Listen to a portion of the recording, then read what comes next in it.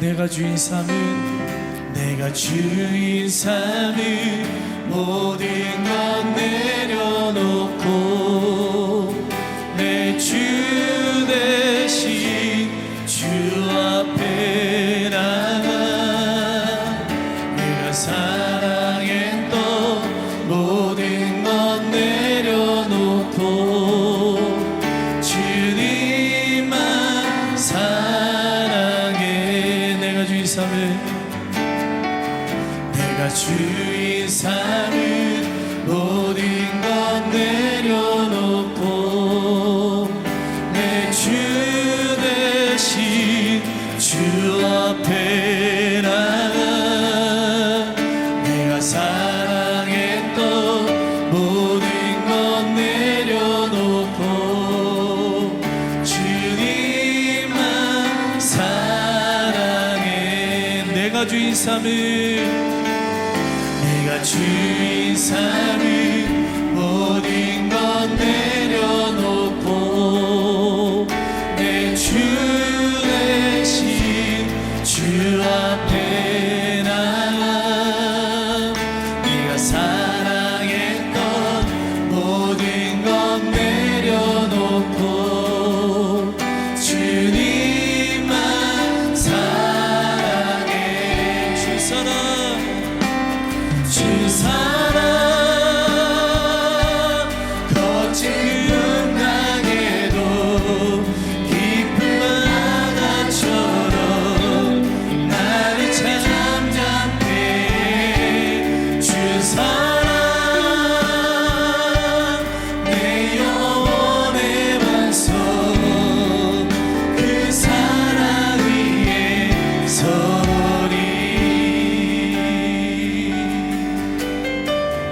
내가 주인 삼은 내가 주인 삼은 모든 것 내려놓고 내 주 대신 주 앞에 나가 내가 사랑했던 모든 것 내려놓고 주님만 사랑해.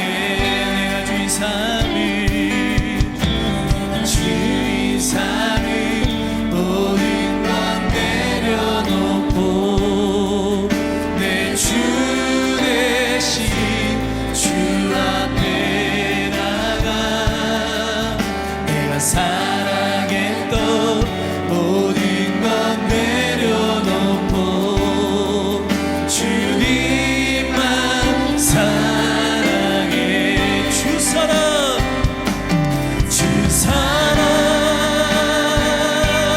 거친 풍랑에도 깊은 바다처럼 나를 잠잠케 해. 주 사랑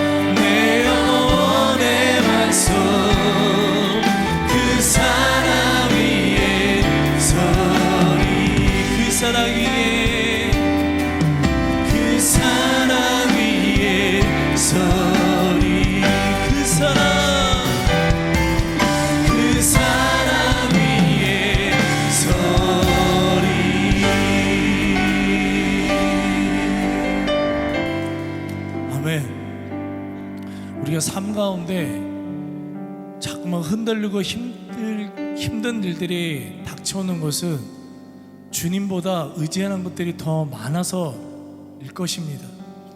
그것들을 내려놓고 주님 앞에 나가면 나갈수록 우리의 삶은 날마다 더욱더 평안하며 파도 속에서도 잔잔한 그런 삶을 맛보게 될 줄 믿습니다.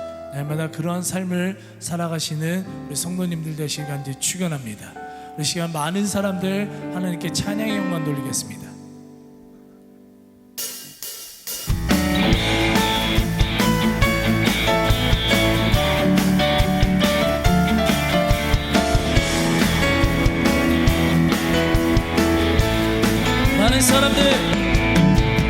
많은 사람들 참 진리를 모른 채 주님 곁을 떠나갔지만 내가 만난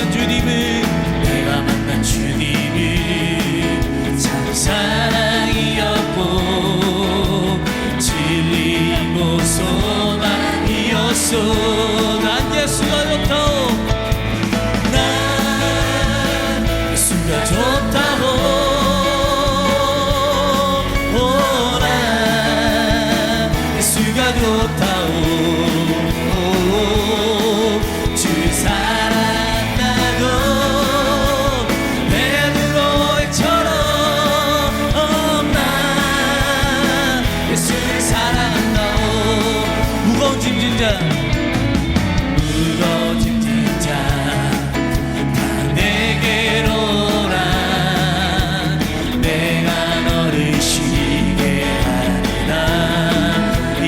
생명의 길, 이게 바로 생명의 길, 참 복된 길이라 항상 내게 들려주셨소.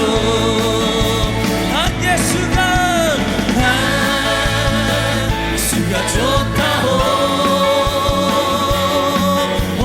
나 예수가 좋다고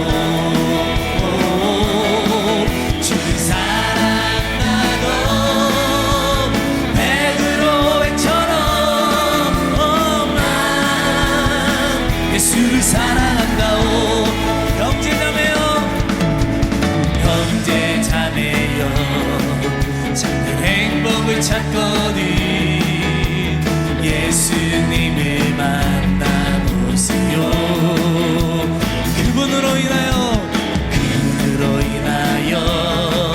참 평안을 얻으며 나와 같이 고백할 거예요.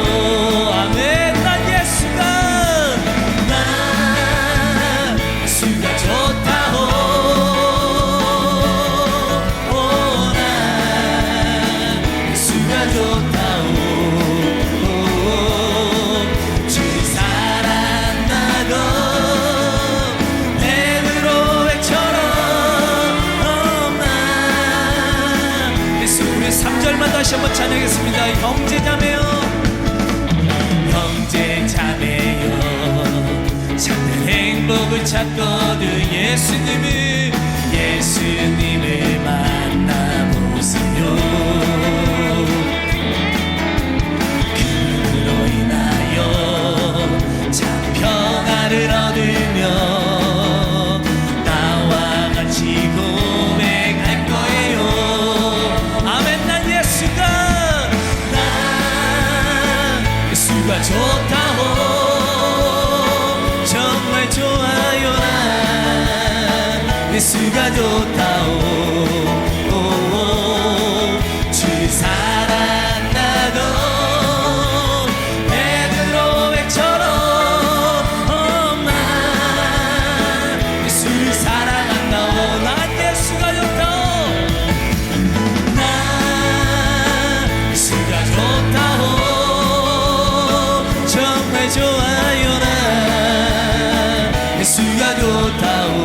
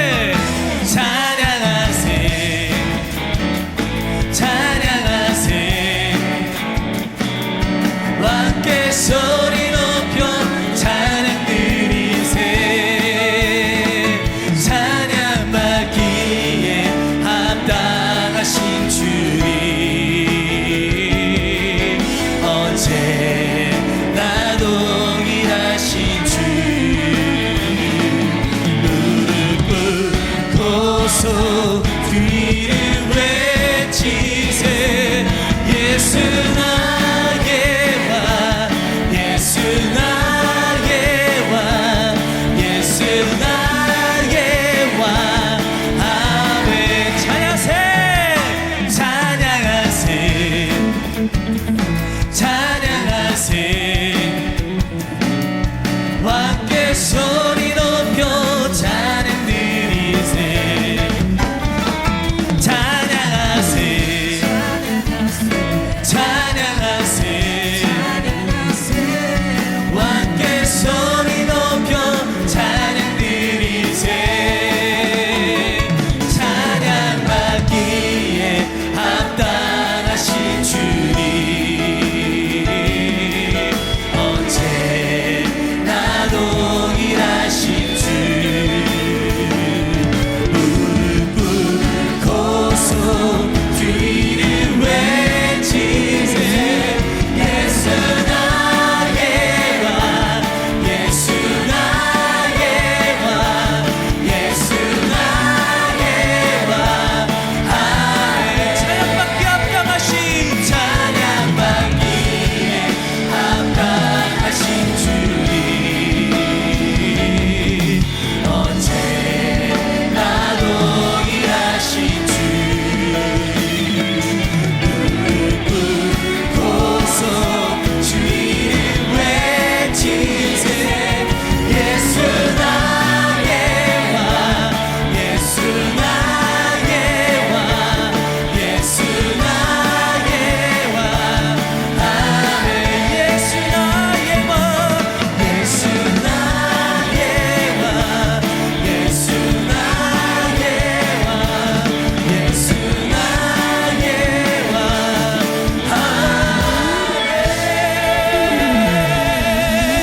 살아가신 하나님 오늘 영광 받아 주시옵소서 아버지 우리 왕이 되시고 우리의 삶을 통치하시고 다스려 주시옵소서 아멘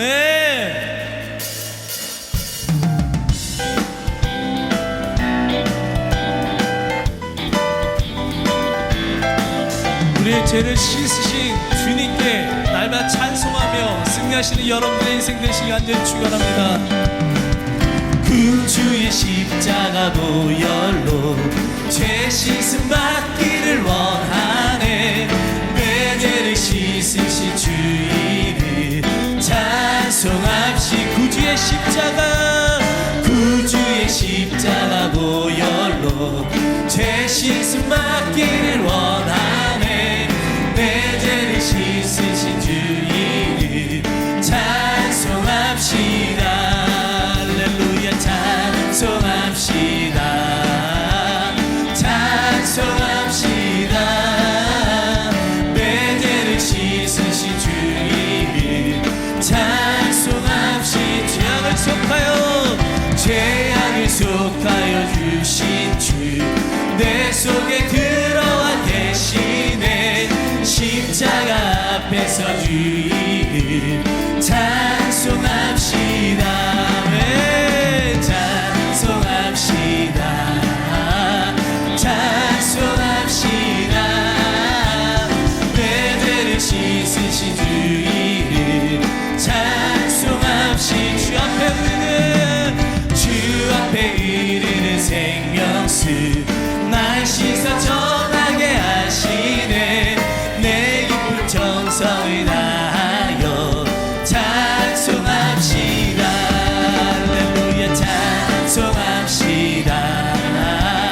찬송합시다 내 죄를 씻으신 주 이름 찬송합시다 내 주께 회개한 내 주께 회개한 영혼을 생명수 가운데 젖었네 음악도 순전한 주 이름 찬송합시다 네, 찬송합시다 찬송합시다 내 죄를 씻으신 주 이름 찬송합시다 찬송합시다 찬송합시다 찬송합시다 내 죄를 씻으신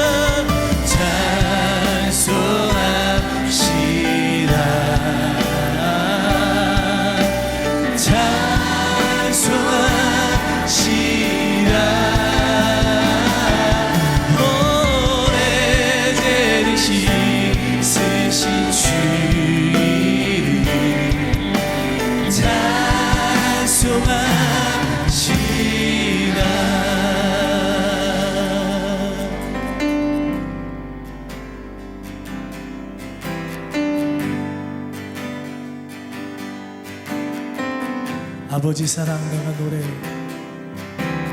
아버지 사랑 내가 노래 아버지 은혜 내가 노래 그 사랑 변함없으신 거짓없으신 성실하신 그 사랑 상할 때 꺾지 않으시는 꺼져가는 등불 끄지 않는 그 사랑 변함없으신 거짓없으신 성실하신 그 사랑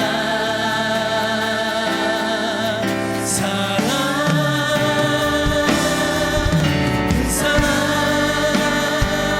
날 위해 죽으신 날 위해 다시 사신 예수 그리스도 다시 오신 그 사랑 죽음도 생명도 천사도 하늘의 어떤 권세도 끊을 수 없는 영원한 그 사랑 예수 아버지 사랑 내가 노래 아버지 사랑 내가 노래 아버지 은혜 내가 노래 그 사랑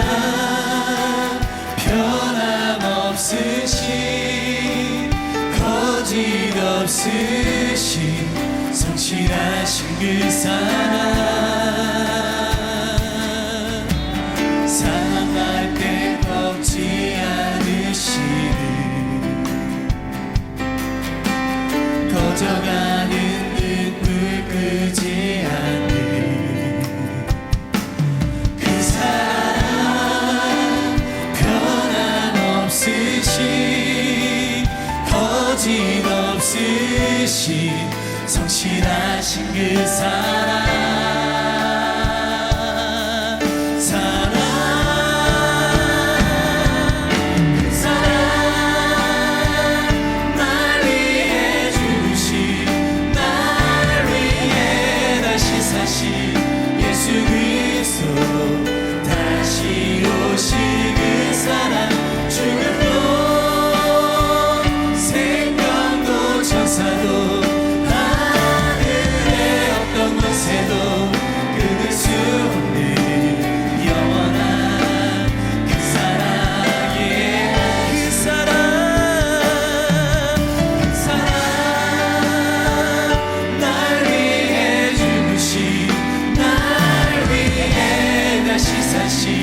예수 그리스도 다시 오신 그 사랑 죽음도 생명도 천사도 하늘의 어떤 권세도 끊을 수 없는 영원한 그 사랑 다시 한번 믿음으로 선포합니다 그 사랑 날 위해 죽으신 날 위해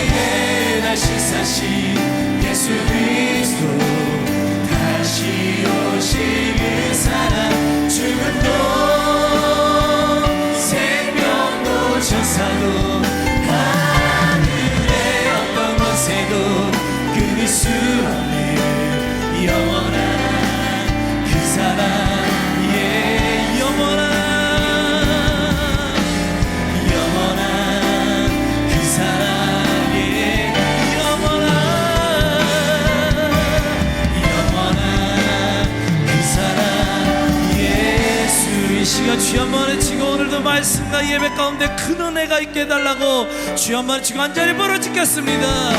주여.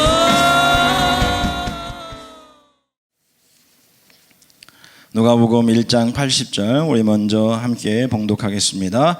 아이가 자라며 심령이 강하여지며 이스라엘에게 나타나는 날까지 빈들에 있으니라. 아멘. 우리 3장 1절과 2절입니다. 누가복음 3장과 1절 함께 읽겠습니다. 데베rio 황제가 통치한 지 15해 곧 빈디오라도가 유대의 총독으로 헤롯이 갈릴리의 본분 왕으로 그 동생 빌립이 이두레와 드라곤이 지방의 본분 왕으로 루사니아가 아빌레네 분봉 왕으로 안나스와 가야바가 대제사장으로 있을 때에 하나님의 말씀이 빈들에서 사가랴의 아들 요한에게 임하는지라. 아멘. 제가 경상도에서 목회를 할 때 내륙을 지나가고 있었습니다. 분명히 밤에 제가 지나가는데 마치 대낮에 고속도로를 지나가는 기분이었습니다. 그래서 저게 무엇인가 정말 궁금해서 그 다음 휴게소에 내려서 검색을 했습니다. 부품 검색을 했더니 제가 깜짝 놀랐습니다. 여러분, 모든 생명은 빛이 있는 낮에는 그 빛을 통해 광합성을 합니다. 그 광합성을 통해서 에너지를 만들어내죠.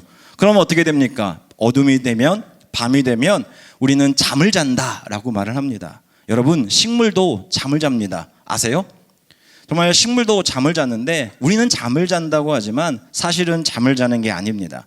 또 다른 일을 하는 겁니다. 한번 따라해 보시기 바랍니다. 쉼도 일이다.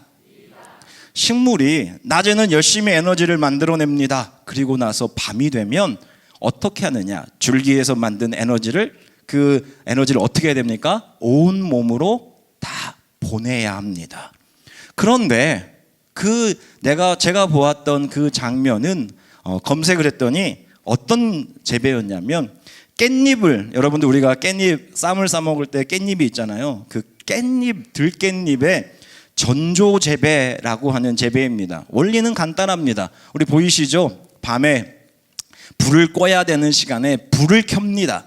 그러면 어떤 일이 생기냐면 식물이 착각을 하는 거예요. 아, 태양이 떠 있구나. 그러니까 어떻게 합니까? 계속 에너지를 만듭니다. 그런데 참 신기한 거는요, 식물은요, 밤의 온도와 밤의 길이를 통해서 꽃을 핍니다. 모든 식물들과 모든 생명들은 꽃을 피게 되어 있습니다. 그런데 이 전조 재배는 뭐를 못하게 하느냐? 꽃을 못 피게 합니다. 왜? 계속 낮이에요. 그러니까 착각하는 거예요. 아, 여름이구나. 아직은 내가 꽃을 필 때가 아니라 잎을 만들어내고 자꾸만 무엇인가를 만들어낼 때이구나 라면서 잠을 못 잡니다. 그런데 왜 이렇게 하는 줄 아세요? 꽃을 피는 순간 들깻잎은요, 맛이 없어집니다. 모든 생명체는 꽃을 피는 순간 그 이후에 세대에 에너지를 남기기 위해서 그곳에 집중합니다. 씨앗을 만들고 그 열매가 맺어지는 것에 집중하는데 잎에 집중하기 위해서 꽃을 못 피게 하는 겁니다. 제가 이걸 보고 깨달은 게 있습니다. 여러분, 잠을 못 이루는 이 시대는 꽃도 못 피게 하는 시대입니다. 여러분들, 제가 감히 말합니다. 여러분 자녀들 밤 늦게 공부할 때 아이고 잘한다 내 자식아, 그러지 마십시오. 여러분들은 지금 이 시간 여러분들의 자녀가 그들의 인생 속에서 꽃도 못 피는 인생을 여러분들은 칭찬하고 있는 겁니다. 하나님이 세상을 창조하실 때 낮과 밤을 만드셨습니다. 낮에는 열심히 일하고 밤에는 무엇을 해야 됩니까? 안식을 해야 합니다. 그것은요, 하나님이 만들어 놓은 법칙입니다. 그러나 오늘날 시대가 어떻습니까? 가장 아름다워야 할 시대에 자신의 인생의 꽃을 피워야 할 우리 젊은 세대는 그 밤의 빛으로 인해서 잠을 못 자고 있습니다. 저는 우리 이 시대가 아마도 이렇게 되다 보면 어느 순간 그들의 꽃도 못 피는, 정말 우리의 청춘들처럼 꽃도 못 피는 청춘들, 그저 정말 저 비닐하우스에서 남들에게 필요한 생산성을 위해서 살아갈 수밖에 없는 인생이 되지 않을까라는 무서운 생각을 해보게 됩니다. 오늘날 비닐하우스와 전조재배는 이 시대의 메타포입니다. 성공을 위해서 돈이 되는 꽃과 식물만 재배하는 이 시대에 사람도 오로지 돈의 사용 가치로만 평가되는 이 죽음의 사회는 자꾸만 우리에게 쉼을 허락하지 않습니다. 여러분 간절히 원하시는 것은 여러분의 인생에 하나님과 함께 하시는 진정한 안식이 있으시기를 주님의 이름으로 축원합니다. 이러한 문제의식 속에 저는 오늘 세례 요한이라고 하는 귀한 한 사람의 인생을 돌이켜보려고 합니다.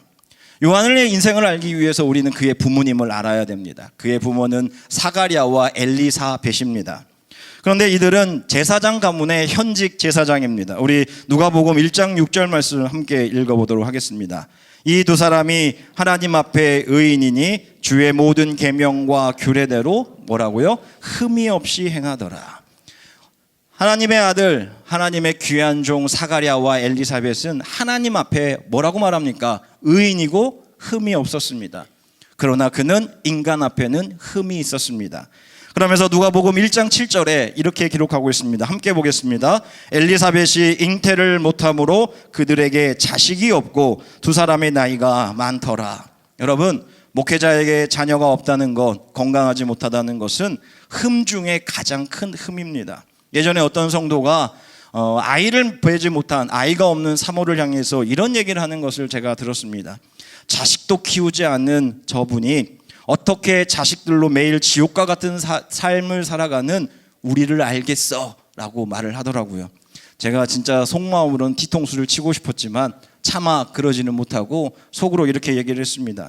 당신 같은 성도들 매일같이 보고도 참으면서 사랑으로 대하는 저 사모님은 그 마음을 훨씬 더 잘 알 뿐만 아니라 거기에다가 자녀가 없어 속상한, 그래서 말도 못하는 성도들의 마음까지 알고 있다고 저는 속으로 이야기를 했습니다. 여러분, 엘리사벳은 얼마나 마음이 아팠겠습니까? 나이가 들었고 정말 늘 기도합니다. 자신의 남편은 제사장입니다. 정말 많은 사람들이 하나님에게 축복받은 사람이라고 칭찬하고 존경하는데 아들이 없습니다. 무자식입니다. 오늘날은 무자식이 상팔자인데 옛날에는 무자식은 큰 흠 중에 흠이었습니다. 그때 오늘의 말씀 이제 1장 8절을 함께 보도록 하겠습니다. 마침 사가랴가 그 반열의 차례대로 하나님 앞에서 제사장의 직무를 행했다라고 말을 합니다. 저는 세례 요한이 위대한 하나님의 사자가 되기 이전에 정말 이 두 부모가 위대한 부모였다고 믿습니다. 첫 번째, 그들은 조건에 대한 반응으로 하나님을 섬기지 않았습니다. 저는 그래도 3명의 아들이 있지만 만약에 저에게 자식이 없었다면 어떻게 됐을까라는 생각을 곰곰이 해봤습니다. 사람들이 맨날 그럴 거예요. 제가 자기들끼리 자식 얘기하다가 아우 내 아들 뭐 이래 오늘 대학교 갔대 뭐 아니면 뭐 결혼한대 그러다가 제가 딱 가면 언제 그랬냐는 듯이 말 안 하면서 뭐 이런 딴 얘기하고 있으면 아마 그 광경을 하는 저는 정말 비참할 것 같습니다. 자식 얘기하다가 자식 자랑하다가 거기서 제가 가고 제 아내가 갔을 때 사람들이 그곳에서 마치 딴 사람인 것처럼 할 때 얼마나 마음이 아프겠습니까? 과연 목회를 해야 될까? 과연 이것이 나의 사명이 맞는가? 나는 하나님의 사랑을 받는 사람인가? 라고 했지만 사가랴는 그럼에도 불구하고 조건에 대한 반응으로 하나님을 섬기는 것이 아니라 그럼에도 불구하고 자신의 직무를 감당하고 있습니다. 여러분, 혹시 여러분들에게 이런 어려움이 있다면 여러분의 자리를 지키시기를 주님의 이름으로 축원합니다. 그 이유가 있습니다. 정말 우리는 결핍이 신앙의 바리게이트가 되지 않아야 되는 이유가 이제 누가복음 1장 13절에 있습니다. 함께 읽어보겠습니다. 천사가 그에게 이르되 사가랴여 무서워하지 말라. 너의 간구함이 들린지라. 내 아내 엘리사벳이 내게 아들을 낳아 주리니 그 이름을 요한이라 하라. 아멘.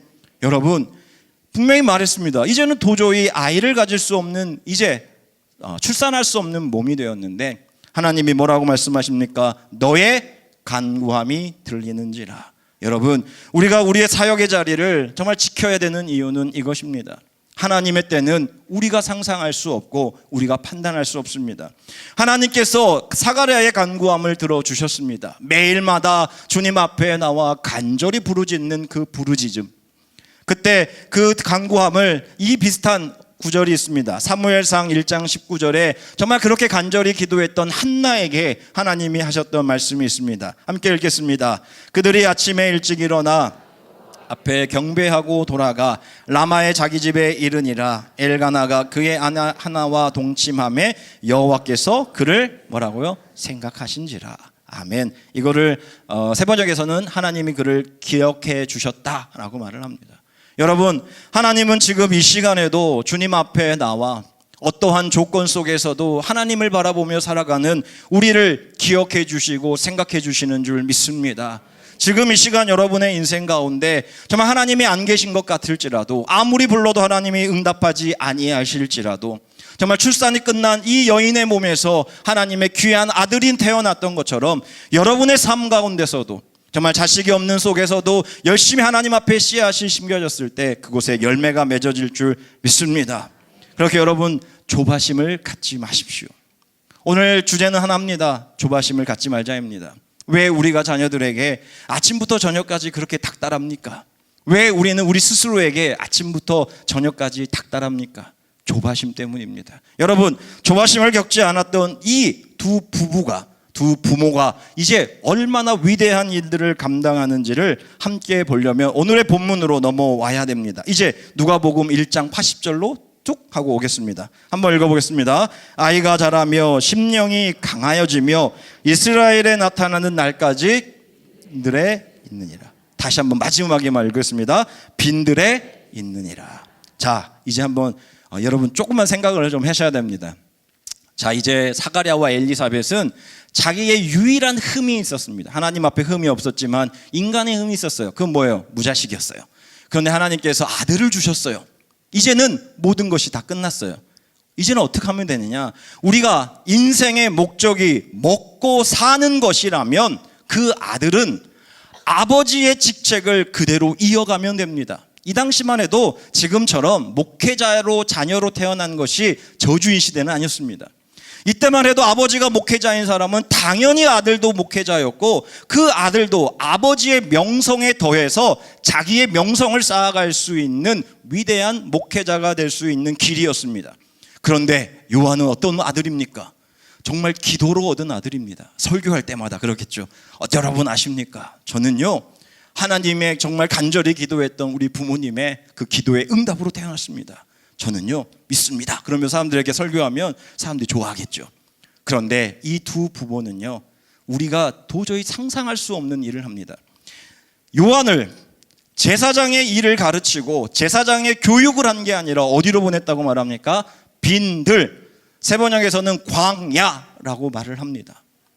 여러분, 이 두 부부는 제사장의 전통이 아니라 예언자의 전통으로 그 아들을 길러내기 위해서 지금 자기가 가지고 있는 당연한 권리들을 내려놓고 그 아들을 광야로 보냅니다. 그곳에서 어떻게 합니까? 부모가 도와주지 않습니다. 아무것도 없는 광야에서 스스로 하나님을 만나게 하고 그곳에서 스스로 하나님의 뜻을 알아 그곳에서 하나님의 위대한 예언자가 되게 했던 것이 바로 사가랴와 엘리사벳입니다. 여러분, 오늘날 이 얘기를 들으면서 얼마나 많은 이들이 부끄러워해야 하는지 모릅니다. 저도 마찬가지입니다. 정말 사가랴는 아마도 이렇게 생각을 했을 겁니다. 그 당시만 해도 제사장과 예언자가 있습니다. 제사장은 언제나 예전 중심입니다. 지금까지 있었던 문화들, 성전에서 드렸던 예전들을 중심으로 해서 어제의 것을 답습하면 됩니다. 어제의 것을 그대로 답습하고 오늘 하나님이 주신 율법의 규칙대로 제사를 드리고 예배를 드리고 성도들을 신방하면 됩니다. 그렇기에 대부분 제사장들은 그 당시에 보수적이었습니다. 그런데 예언자는 어떻습니까? 예언자는 광야에 외치는 소리입니다. 야인의 소리예요. 그는요, 세상의 규칙과 세상의 법칙이 아니라 오로지 그 광야에서 내가 의지해야 할 하나님의 말씀을 듣고 그 말씀만 붙잡는 사람이었습니다. 옛날이 중요한 게 아니에요. 지금 이 시간 하나님이 우리에게 무엇을 말씀하시는지를 듣고 말하는 사람이 예언자였습니다. 사가랴는 제사장이었습니다. 그러나 알았습니다. 이 제사장으로서는 정말 이 제사장, 내 아들이 제사장이 되는 것은 먹고 사는 문제는 충분하겠지만 그러면 이 이스라엘은 어떻게 할 것인가? 정말 제사장들이 자신의 역할을 감당하지 못해서 이 이스라엘이 망했는데 그럼에도 불구하고 자기 자리만 지키고 있는 저 제사장으로 내 아들을 길러야 할 것인가? 제사장만 되면 잘 먹고 잘 살겠죠. 좋은 아내 만나서 정말 잘 결혼하고 또 아이들 낳고 그러면서 그냥 무사태평하게 지낼 겁니다. 그러나 그의 부모는 그 아들을 광장의 사람이 아니라 광야의 사람으로 키웠고 문명의 사람이 아니라 빈들의 사람으로 키웠음을 우리는 바라봐야 합니다. 그런데 누가복음 3장 1절 2절을 우리가 함께 읽으면 하나님의 선택도 이 부모의 선택과 함께 옳았음을 우리는 알 수 있습니다. 우리 누가복음 3장 1절부터 2절까지 함께 말씀을 읽어보도록 하겠습니다. 디베리오 황제가 통치, 본디오 빌라도, 헤롯, 빌립, 루사니아가 왕으로, 안나스와 가야바가 대제사장으로 있을 때에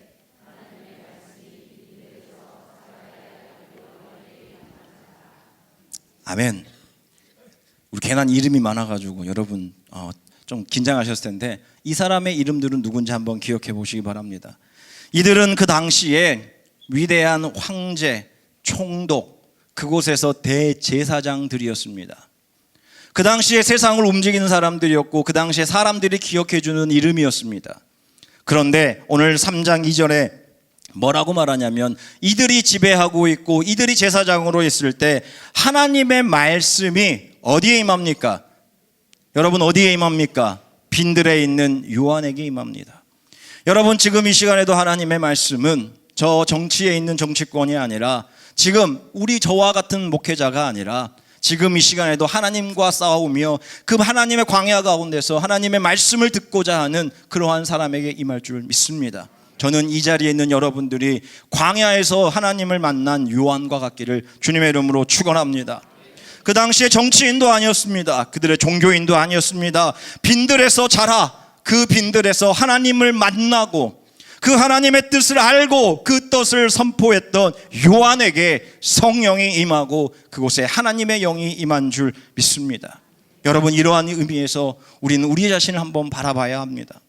아까도 말한 것처럼 사가랴와 엘리사벳이 만약에 그 아들을 제사장으로 길렀으면 어떻게 됐을까? 아마 성경에 이렇게 되지 않았을까요? 총독들의 이름이 일어난 다음에 가야바와 안나스 그리고 요한이 대제사장일 때에 하나님의 말씀이 누구누구에게 임하더라. 그런데 여러분 잘 기억하세요. 가야바와 안나스는 누구입니까? 예수님을 죽였던 대제사장과 장인입니다. 우리가 세례 요한이라고 하는 요한 앞에 세례가 붙을 수 있었던 이유는 무엇인가? 그는 광야에서 하나님의 음성을 들었고 그곳에서 하나님을 만났고 그 하나님의 뜻이 나의 뜻이 되어서 그곳에서 사명을 가지고 세상에 나와 복음을 전했기에 그는 세례 요한이 되었습니다. 그러나 그가 제사장이 되었다면 아마도 예수님을 죽였던 사람의 이름에 그의 이름이 있지 않았을까요? 그러면서 아마 그들은 그랬을 것입니다. 나는 행복하다고, 먹고 사는데 불편함이 없으니 행복하다고. 여러분 우리 한번 곰곰이 생각해 봤으면 좋겠습니다. 하나님이 창조하신 이 아름다운 세상에 여러분들은 아름다우십니까? 하나님이 만드신 이 아름다운 세상에서 여러분들의 자녀는 아름답습니까? 저는 우리 아이가 지금도 말합니다. 불행하다고. 그 얘기를 듣는 부모의 마음 참 안타깝습니다. 그런 시대의 아버지로 살아가는 마음 여러분도 아실 겁니다.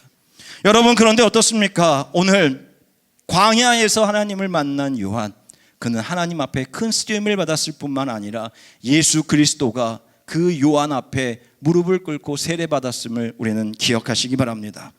여러분 이제 본론으로 돌아옵니다. 그러면 우리에게 빈들은 무엇입니까? 여러분들은 지금 빈들로 살아가십니까? 아니면 도시의 문명을 따라 광장으로 살아가고 계십니까? 빈들은 단절된 장소입니다. 어둠의 장소입니다. 그곳에서 하나님과 씨름해야 되는 장소입니다. 악마의 유혹으로부터 이겨내야 하는 장소입니다.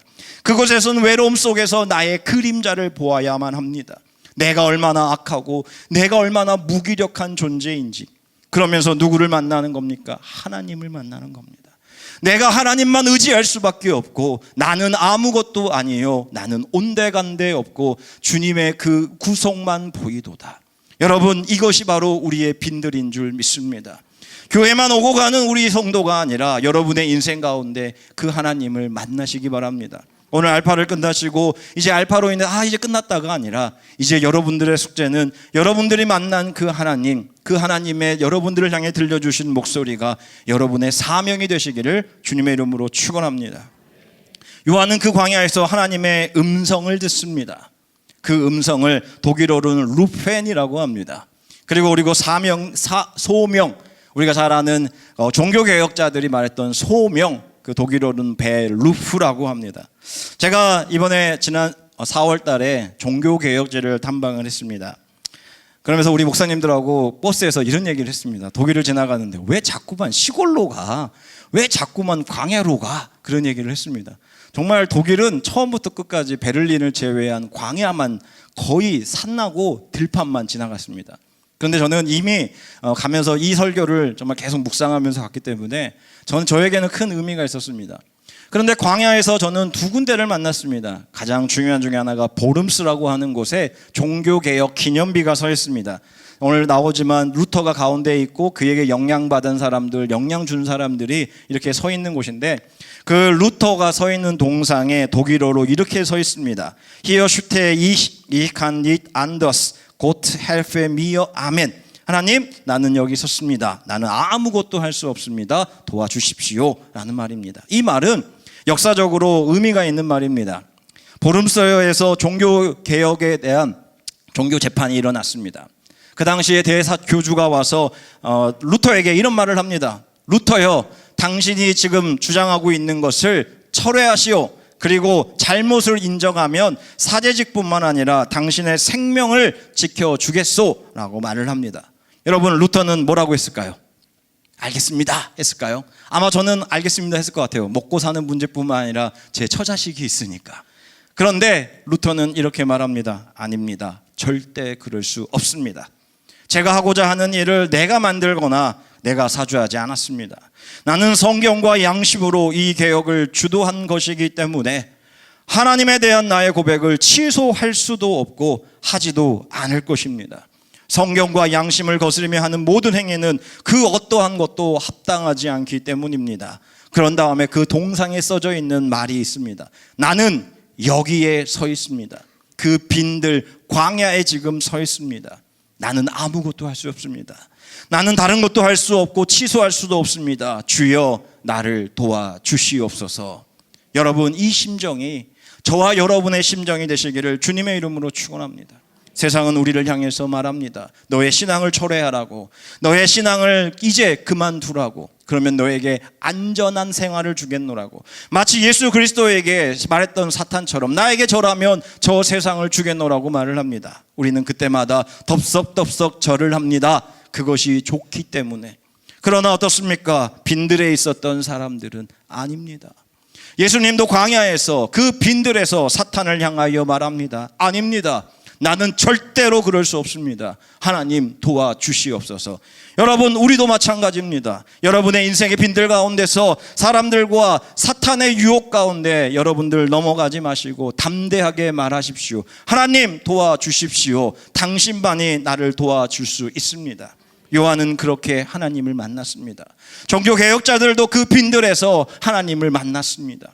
아무도 도와줄 수 없는 상황에서 빈들에서 외로울 때 하나님이 나에게 오셔서 나를 붙잡아 주실 뿐만 아니라 내가 주장하는 것이 하나님이 기뻐하시고 하나님이 원하시는 유일한 것이기에 담대하게 사람들을 향하여 말합니다. 회개하라. 여러분, 이게 바로 저와 여러분이 내뱉어야 할 하나님의 음성인 줄 믿습니다. 누가 감히 정말 그 당시에 종교개혁자들을 향하여, 그 당시에 제사장들을 향하여, 그 당시에 사제들을 향하여 회개하라고 말할 수 있습니까? 빈들에서 하나님을 만난 사람들, 그 빈들에서 진짜 하나님이 무엇을 원하시는지를 만난 사람만이 지금 이 시간에도 우리 교회와 우리 가정과 또한 나와 함께하는 공동체 가운데 우리가 함께 회개합시다. 우리가 함께 주님 앞에 돌아갑시다. 우리가 진짜 이 광야에 빈들의 꽃으로 아름답게 떨어집시다 라고 말할 수 있는 것입니다. 여러분, 이러한 교회가 되기를 원합니다. 이러한 가정이 되시기를 원합니다. 이러한 성도들이 되시기를 주님의 이름으로 축원합니다. 사가랴와 엘리사벳은 미련한 짓을 했습니다. 어찌 얼마나 어떻게 얻은 아들인데 그 아들을 광야로 보내버립니까? 여러분, 오늘날 우리는 우리의 자녀들을 광장으로 보냅니다. 광장은 어떤 곳입니까? 사람이 모이는 곳입니다.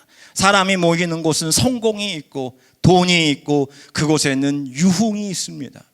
오늘날 우리들은 광장으로 자녀들을 보냅니다. 그곳에서 이렇게 말합니다. 스타가 되어라. 그런데 어떤지 아십니까? 그곳에서 대부분의 사람들은 스스로가 나고자로 살아가고 있고 군중의 한 부분으로만 살아갈 뿐입니다. 오늘 우리는 자녀들에게 유치원부터 대학원까지 스스로 깨닫고 성장하기를 바라기보다 부모의 재력과 정보력으로 누군가의 손에 길러내고 있는 것이 오늘날 현실입니다. 맞습니다. 과외를 받은 사람이, 학원에서 선행 수업을 받은 사람이 당연히 성적은 좋을 수밖에 없습니다. 그러나 그 성적이 좋은 것이 오늘날 원하는 하나님의 인재이고 하나님이 사용하는 사람인지는 우리는 물음표를 던져 보아야 합니다. 모든 것이 누군가가 쌓아준 것, 채워준 것으로만 살아가는 이들이 과연 그 안에서 무엇을 말할 수 있겠습니까? 여러분, 요한이 요한일 수 있었던 이유, 평범한 사제들이 위대한 종교자가 될 수 있었던 이유는 그들의 출생과 교육이 대단해서가 아닙니다. 그들은 자신의 빈들에서 그 어둠 속에서, 그 외로움 속에서, 그 고뇌 속에서 내 중심에 계시는 그 하나님과 그 말씀을 만났기 때문에 그들은 평범한 사람이 아니라 종교 개혁자요, 제사장이 아니라 예언자의 삶을 살았는 줄 믿습니다. 그렇기에 기존 질서에 맞서 그들은 들판의 꽃이 되더라도 마치 자신의 끓는 피를 들판에 흘렸던 예수님과 같이 살아갔는 줄 믿습니다. 여러분, 우리가 자녀들을 위해서 여러분들은 무엇을 해주겠습니까? 여러분의 우리들의 인생 가운데 우리 아이들을 꽃도 못 피는 인생으로 만들어 버리시겠습니까? 여러분 기억하십시오. 그 꽃조차 내일을 위해서 떨어져야 하지만 오늘날 우리 자녀들은 떨어뜨릴 꽃도 못 맺고 있다는 사실입니다. 오늘 4주 동안 저는 최희동 목사님의 이 찬양을 가지고 우리에게 묻고자 합니다. 하나님이 창조하신 그대는 아름답습니까? 여러분의 인생 아름다우십니까? 매일매일 죽지 못해 살아가는 너무나도 암울한 여러분들의 인생이라면 오늘의 이 말씀이 여러분들에게 들리시기를 주님의 이름으로 축원합니다. 오늘 이렇게 말합니다. 하나님이 창조하신 꽃들이 아름다워 들길 따라 핀 꽃들도 하나님을 찬양하네. 맑은 향기를 고운 노래를 온 천지에 날리네. 아버지여, 우리의 믿음이 그 들꽃처럼 피게 해주십시오. 여러분, 우리의 믿음이 그 들꽃과 같이 피기를 바랍니다. 단순히 저 비닐하우스에서 자라 경제적인 이익만을 위해서 사용되는, 그래서 몸과 마음이 꺾여 사는 억지 인생이 아니라 하나님이 창조하신 저 빈들에서 진심으로 하나님을 만나고 그 하나님의 말씀을 깨달아 그것을 전하는 자들에게 그 빈들이 광야가 아니라 그 빈들이 광장이 되는 귀한 역사가 우리 가운데 임할 것입니다. 오늘 마지막으로 우리는 신명기의 말씀을 함께 읽겠습니다. 우리 신명기 말씀 우리 한번 읽어보도록 하겠습니다. 이 큰 나라 사람은 과연 지혜와 지식이 있는 백성이로다. 우리 하나님 여호와께서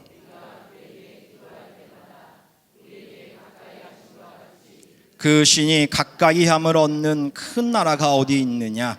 그 규례와 법도가 공의로운 큰 나라가 어디 있느냐? 이 말씀은 신명기 4장의 말씀입니다. 신명기 4장의 배경이 어디입니까? 이집트를 탈출해서 이제 약속의 땅에 들어가기 전에 이제는 옛 세대가 다 죽고 새로운 세대를 향하여 모세가 광야에서 들려주는 말씀입니다. 광야에 있는 이스라엘을 향하여 하나님이 모세의 입을 통해서 뭐라고 말씀한지 아십니까?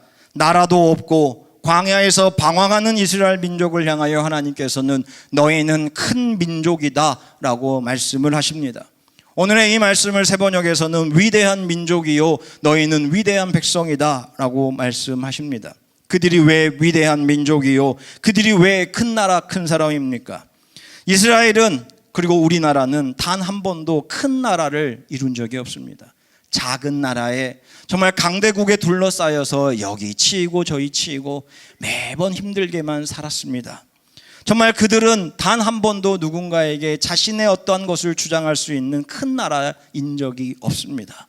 그러나 하나님 앞에는 광야에서 헤매다 이제 약속에 따라간 땅에 들어가는 그들을 향하여 너희는 큰 백성이다, 큰 나라다 라고 말하고 있습니다. 저는 오늘 이 시간 저와 여러분에게 하나님이 들려주시는 음성이 들리시기를 주님의 이름으로 축원합니다.